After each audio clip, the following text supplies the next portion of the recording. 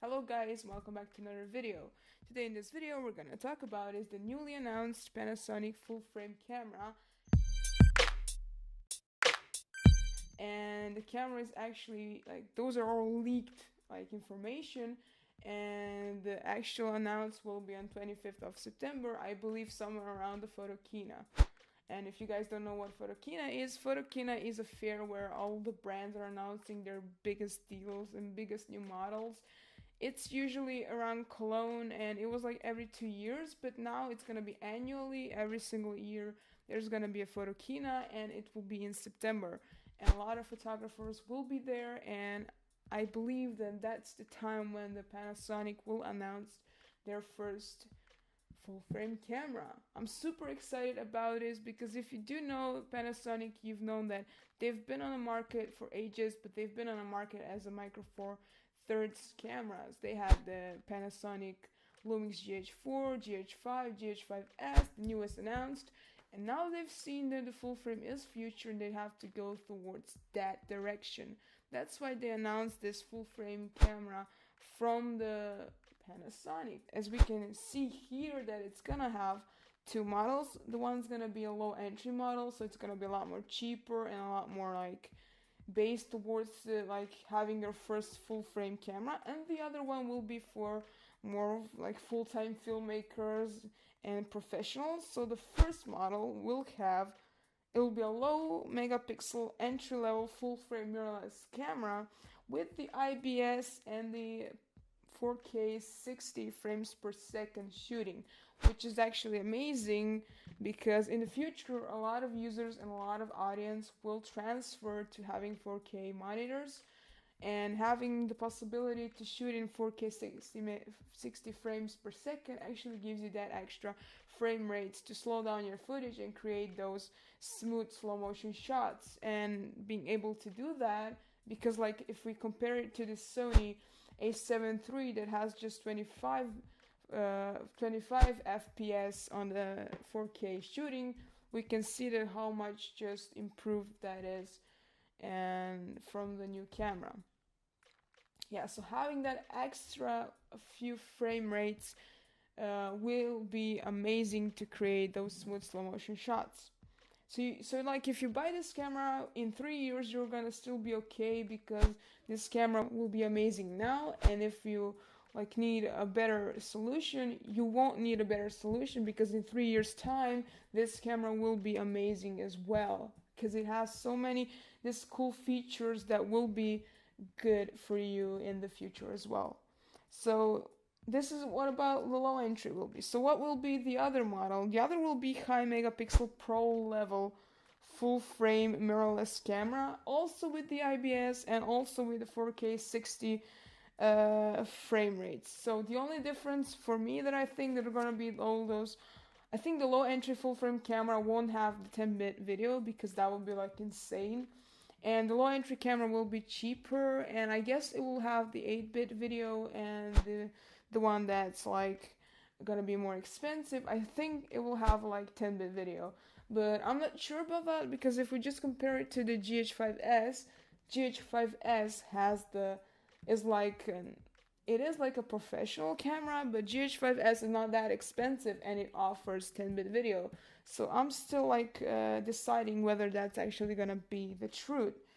Beside those things, the higher expensive mirrorless full frame camera will have, what I can see here, will have 150 megapixels image in pixel shift model. So that's insane. Just imagine 150 megapixels crammed inside of an image, which means that when you crop the image or you just want a specific part of the image and you crop in, you will have tons of options due to the fact that this camera will have so much megapixels. And not just that, but for this new cameras we need new lenses too, because we just cannot mount the Micro Four Thirds lenses onto a full frame camera. If you're a filmmaker, you know what I'm talking about. I'm just gonna briefly explain that if you mount a camera from a smaller sensor to a bigger sensor, there's gonna be a lot of left space, black space, and there's gonna be a lot of vignetting, and just your footage will be useless. You won't be able to use that kind of a footage. That's why you need the lenses, full frame lenses on a full frame body, and Panasonic thought about that, and they announced the new 24 to 70 millimeter L mount lenses. They announced the new 70 to 200 millimeter L mount lenses, and they announced the new 50 millimeter fast prime L mount lenses. So what does that mean? That you have all those ranges covered. So whether you have like a wide angle shots, you can have it with the 24 to 70 millimeter. Whether you need like telephoto or long distance shots, you can do that with 70 to 200 millimeter. Or you just need like something in the middle, like something on the go, you have the new 50 millimeter prime lens. So Panasonic thought through, and the fact that they announced these 3 new lenses actually tells us that they are very serious on this new full frame market that they're entering. Also, the Panasonic announced they are partnering with the Sigma, so that not just only that they're having their own native lenses, but now the Sigma is entering the Panasonic world. Like, you could have used Sigma now also, but the fact that Sigma will also produce the Panasonic L mount lenses, and this is like full for their full frame cameras. This is important that as soon as this camera enters the market, which is actually announced somewhere around March 2019, we can already expect that the Sigma will make a lot more variety of lenses, L mount lenses, that we will have a chance to mount on our Panasonic cameras.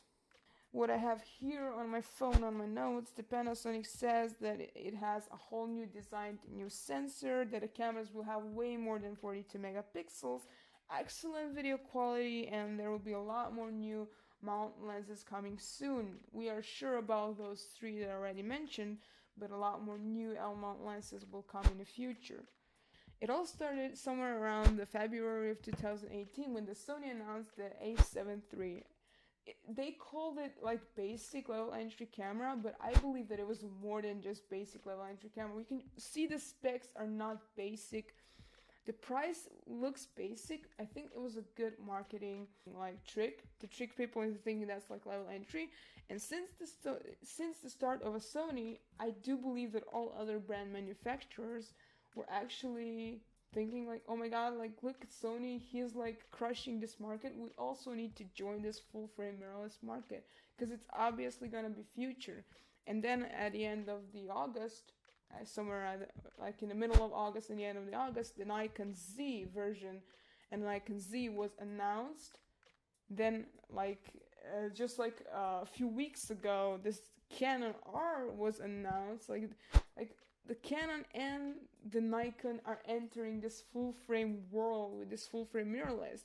And now who was like left behind? Of course, the Panasonic. Like all those brands are announcing, having this like big announcements about entering the full frame world, and like Panasonic is still behind, like not technically behind, because if you just like check the test footages from Micro Four Thirds cameras, you could have seen that those are amazing cameras, but they're like behind in like full frame world. And like of course it was to expect that Panasonic would announce like a full frame camera, and I just cannot wait to see what the market has to bring like more, because as the photokina will be amazing. I guess there's gonna be a lot more like announcements, and I just can't wait to see like what the photokina will bring to us all. And so guys, that would be it for the video. I'm glad that all those brands that were like still hooked on DSLRs, the Micro Four Thirds cameras, I'm glad that they started to looking more towards future, and I'm glad that they actually went into a full frame market. Guys, that will be it for the video. You'll have to wait a bit longer until the March 2019 when the cameras will actually arrive in the stores. But until then, all we can do is like watch the articles, read the newspapers, watch the videos, and all we can do is just like spectate and like wonder what this camera will actually be. Thank you guys for watching this video. Make sure to subscribe if you haven't already. And if you want any more content like this one, then you can comment down below, and I will answer on all of your like requests, questions. And if I see that you guys actually want a content like this, I will make a lot more of this content. See you guys next time. My name is Nina. You've been watching Clicker.